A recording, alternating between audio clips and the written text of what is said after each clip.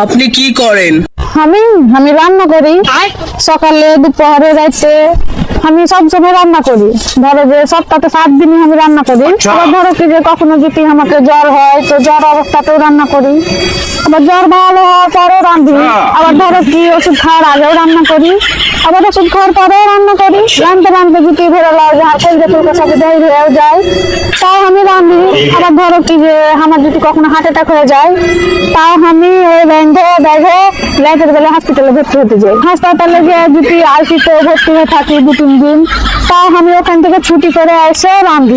এই রান্না থেকে আমার কখনো ছুটি নেই। আবার এই যে ধরো সবাই চাকরি করে না, এই যে ঈদে পূজাতে এগুলোতে সবাই ছুটি পায়, এই ছুটি সময় গেলাতে আমি আরো বেশি বেশি করে রাঁধি।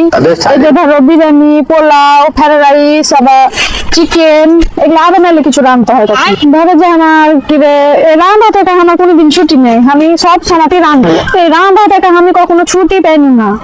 আমার যতই যাই হয়ে যাক না কেন, যাই হয়ে যাক না কেন, আমাকে রাঁধতেই হবে। আবার ধরে নাও কি যে আমি যদি কোনোদিন বেড়াতেও যাই তাও আমাকে রেঁধে রেখে যেতে হবে, আবার আসার পরেও রাঁধতে হবে দেখতে। মানে এই রান্না থেকে মেয়ে ছেলের না কখনো ছুটি নেই।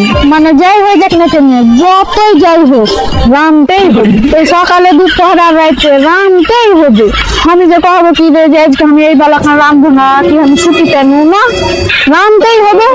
এই যে সবাই কহ না যে মেয়ে ছেলেকে কোনো কষ্ট নেই, দেখো কষ্ট, রাঁধো রাঁধো রাঁধো, রেঁধেই যাও।